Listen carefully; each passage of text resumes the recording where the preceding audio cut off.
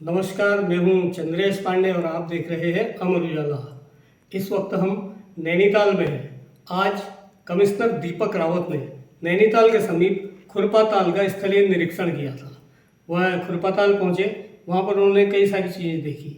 सबसे पहले उन्होंने वहां पर देखा कि कुछ सरकारी ज़मीन है जिस पर कुछ लोगों ने वहां पर अतिक्रमण किया हुआ है।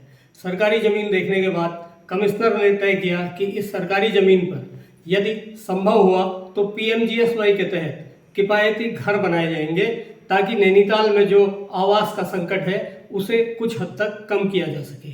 इसके अतिरिक्त जब वह खुरपाताल के समीप जो पास में वहाँ पर झील है, झील के निकट पहुँचे तो प्रतिबंध के बावजूद भी झील के 30 मीटर के दायरे में वहाँ पर निर्माण कार्य होते हुए उन्हें मिले।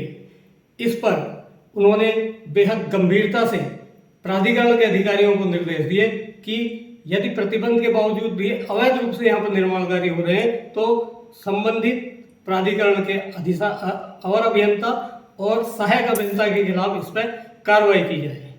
इसके बाद कमिश्नर दीपक रावत खुरपाताल में स्थित एक सरकारी स्कूल में पहुंचे। अभी कुछ दिन पहले जन सुनवाई के दौरान सरकारी स्कूल के मैदान के उपयोग को लेकर कुछ विवाद की शिकायत उन्हें मिली थी।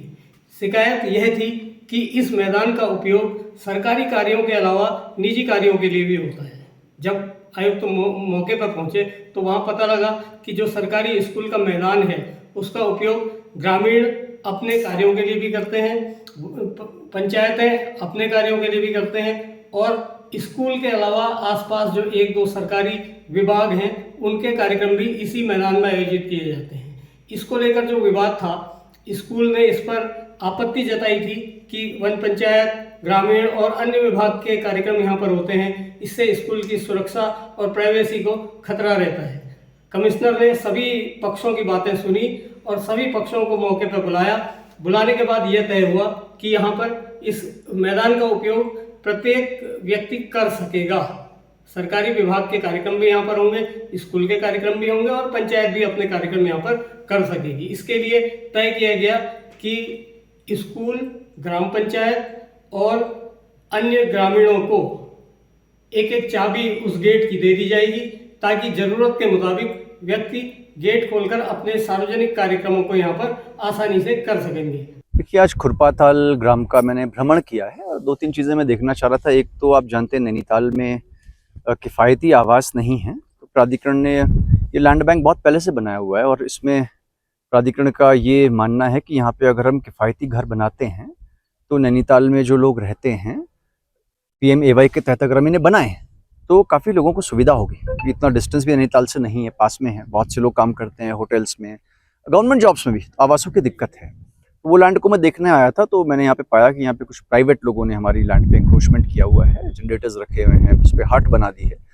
तो यहाँ पे जो AE और JE उनसे मैंने कहा इसमें जो भी विधिक कार्रवाई करनी है वो इसको करें।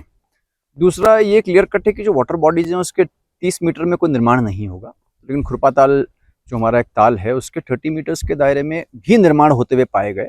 तो इसमें भी मैंने जो हमारे प्राधिकरण के जो सेक्रेटरी हैं इनसे कहा है कि AE और JE दोनों के विरुद्ध अनुशासनिक कार्रवाई शुरू की जाए, क्योंकि अगर इतनी मुख्य जगहों को भी नहीं देखा जा रहा है, जो ताल है हमारी वाटर बॉडीज़ है जिनको प्रोटेक्ट करने के लिए हम बाय लॉ हम बाउंड हैं, तो इन पे भी उसमें एक्शन लिया जाए। और एक स्कूल को लेके मसला था जिसमें एक मैदान है जिसमें कि ग्रामवासी हैं, वो भी उनके कार्यक्रम होते हैं, पंचायत की भी कुछ मीटिंग्स होती हैं, लेकिन उसमें बीच में कुछ विवाद हो गया था ताले को लेके। तो अब खैर सहमति बन गई है कि उसको सभी मिलजुल के यूज़ करेंगे। जब गांव वालों का उसमें कुछ काम होगा या गवर्नमेंट वर्क होगा तो उसमें कोई रोक टोक नहीं की जाएगी। और ताला स्कूल की सुरक्षा के लिए लगाना है तो चाबी फिर सभी पक्षों के पास रहे कि वो उसको खोल के उसके बाद जब यूज़ हो जाए तो उसके बाद बंद।